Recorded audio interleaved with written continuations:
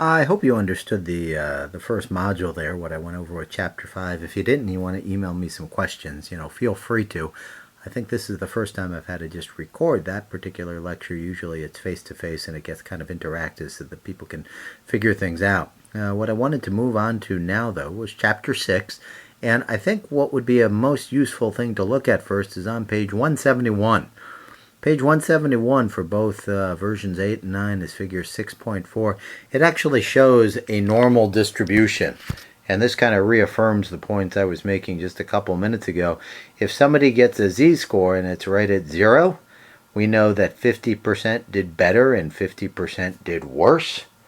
If you notice in that chart, the distance between a z-score of somebody getting 0 and somebody getting a z-score of +1 is 34%. And I'm hoping that might make some sense to you, because remember we said if you are taking the physics test and you got a score of +1, we said you did better than 84%. The idea there was 34% is between a z-score of 0 and +1, and then on the whole left-hand side, below 0 is 50%. So that's where you can say that you did better than 84% of the population. And if there's 84 below +1, that means that there's 100 total, that 16% did better than that. And then it shows you that if you got a z-score of +2, that you actually do better than, you could do addition and subtraction here, but you do better than 50 plus 34 plus 14, which is what? 34, 84, 94, 95, 96, 97 and a half, and about 2% do better than you. So the whole idea here is the better your score is, the higher you are on this distribution. And these z-scores of +1, +2 allow us to really figure things out in hopefully a reasonable way. So what I wanted to show you next was some more information from Chapter 6. I'm also trying to just take a beeline here as I go through each one of these chapters, because not all this stuff is critically important. But let's get to the problems at hand here for Chapter 6.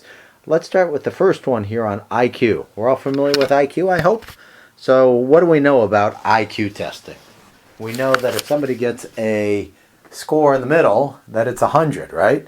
So we know some facts about IQ testing. We know that on average, people score 100. The other thing that we know for a fact, as you look at this particular question, is that the standard deviation, the sigma, for IQ is 15. Notice that we use the Greek symbols here because this is a population situation. We've done so much testing on IQ, we know this is the case. So if you're given the fact that mu equals 100 and sigma equals 15, what the question asks you to do is, what is the probability of randomly selecting someone and getting an IQ score greater than 115? What is the probability of randomly sampling someone and getting a score of greater than 115? Well, let me explain how we can actually use the z-score formula to solve this. Well, you start by using the z-score equation to solve this. So what's your information for this? What is the score of interest here? The x score. It's the 115. What is the mu score? Well, that's 100. What is the standard deviation score? Well, that's 15. And so the idea here is you put all those numbers in, and at the end of doing these calculations, you figure out that the z-score for 115 is what? +1. So +1 is the score. Now comes kind of the logic part of the equation. So a score of +1. The question says, what is the probability of randomly selecting someone with an IQ score greater than 115? So what you have to do is you have to draw out on your own, as Chapter 6 does, a little normal distribution. And after you draw out the normal distribution, what this question is asking you is, what is the area on this normal distribution greater than 115? Or greater than +1 on the z-score? Can you figure out what that answer is? What is the percent of people who actually get a score above 115? Hopefully you were able to figure out that that percentage is about 16%. Because if you get a z-score of +1, the people above that actually represent about 16% of the distribution. If you get an IQ score of +1, what percent of the population actually is below you? Well, about 84%. You're better than 84%, and 16% are better than you. Does this make sense? I'm hoping just a little bit. Now, the reason we're in Chapter 6 now is because we're actually computing some probabilities here. We're saying, what is the probability of randomly selecting someone and getting an IQ greater than 115? What if I extended that and said, what is the probability of randomly getting a score greater than 130? Well, if it's 130, you got to put all the numbers in. 130 minus 100 over 15, you get a z-score of 2. The probability of randomly getting someone greater than a z-score of +2 is about 2.28%. So that's not very likely unless somebody is really, really gifted. So what we're doing now is we're getting a z-score and figuring out what is the probability of getting a score above or below that.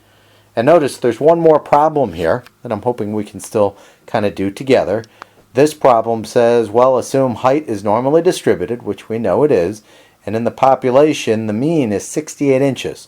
So 68 inches is basically what, 5'8", and there's a standard deviation of 6, so this is all mu and sigma symbols. Then it says, what is the probability of randomly selecting someone taller than 80 inches? So 80 inches is pretty tall. What is that, 6 feet or so? Yeah, kind of 6'8" or something like that. So 80 inches is pretty tall, maybe even a little more than that.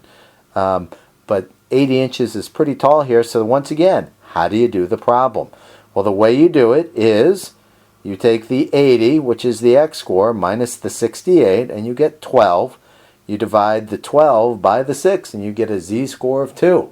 So what is the probability of getting a z-score greater than 2? That will only happen in about 2.5% of the population. So z-scores are good to get because then using the normal table, you can figure out, well, what percent are doing better or worse than that. So there's a lot of other detail in Chapter 6, but I really don't need you to know that detail because it's really not important to what your ultimate learning goals in the class are, which is learning about t-tests and correlations. This stuff actually is. I do have a homework problem for you as well. Let's see. That's going to be on... Ooh, where are we going here? 197, I believe. So let me read this out loud because I think in version 8 it's a different problem here. Let me see.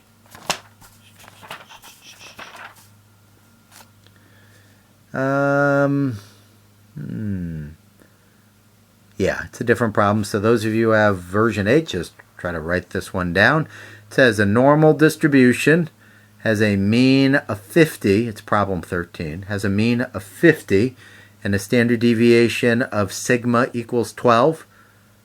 So mean of 50, mu 50, sigma equals 12.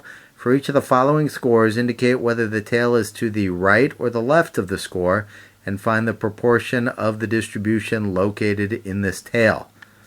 I may have to do one of these with you because I haven't shown you how to use the back of the book yet. So the first problem says an x of 53. So the question is, how would you figure this out? It says an x score of 53. What you would have to do first is just get your z-score.